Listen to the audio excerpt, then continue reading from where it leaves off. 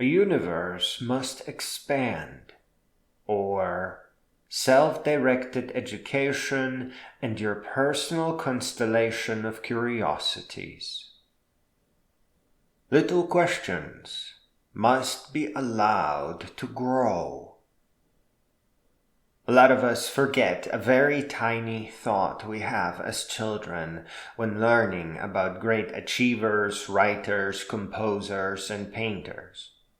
The simple thought cannot be generalized, so it is always asked in context of a specific person and lesson at hand. And it goes like this. What if Frédéric Chopin was forced to learn mathematics instead of learning the piano?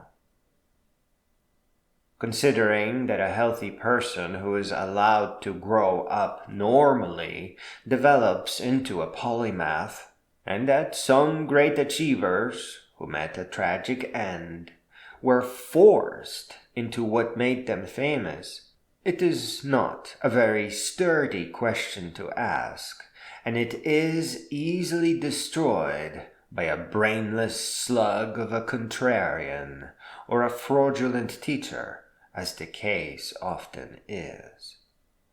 This may be the reason why the question of derailing achievers is so fleeting, but nonetheless, questions must grow, and this one is particularly important.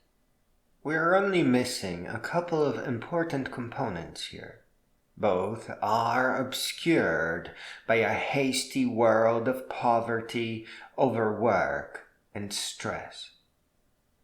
The inquirer correctly points at the damage that learning out of sequence causes to a person's mind and their creativity and passion for learning.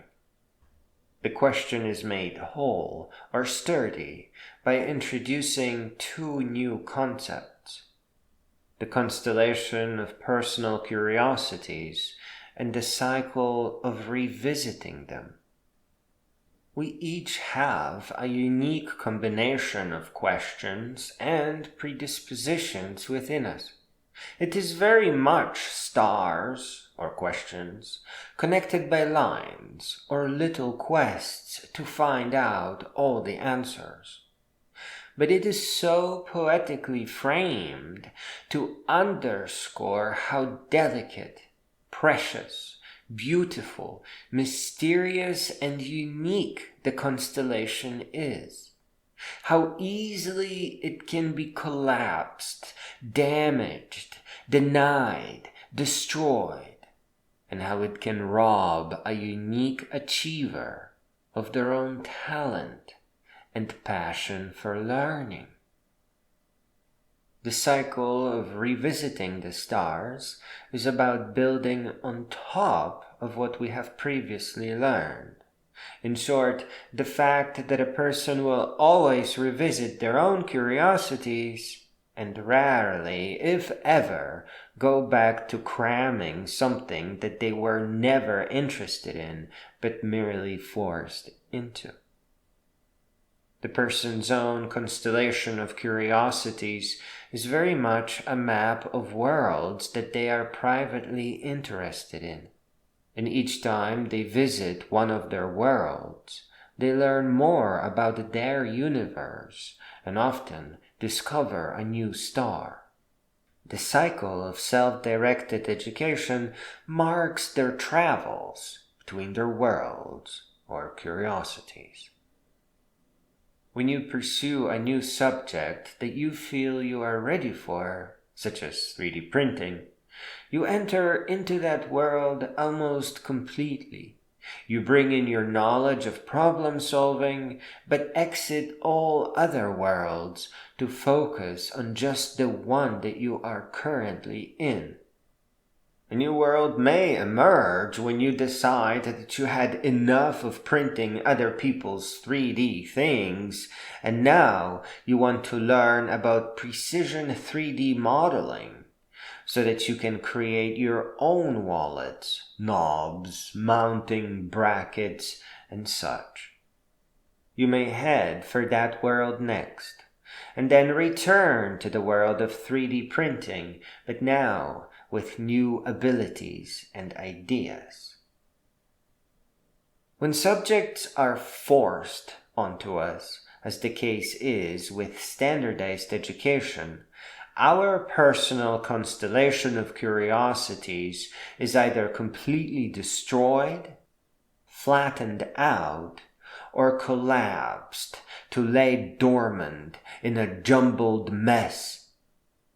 Here, polymaths die, and genius is only a carrot on a stick to further mislead the trusting students into taking out lifelong loans while participating in a system of ineffective education. This creepy and dark world holds up prestige as an aim. But that prestige, already a questionable pursuit, can only be gotten to by having enough money to shine for long enough. This here is not worthy of the students. And even if they shine for long enough to by whatever means win their prize, they will still be miserable in the end. And this is because standardized education is not a universe of stars, but a single line with some stops in the middle, dictated by somebody else. We are navigators. We need to cross different worlds to learn and expand. We grow when we apply by subtle analogy the lessons from one world to address the challenges in another.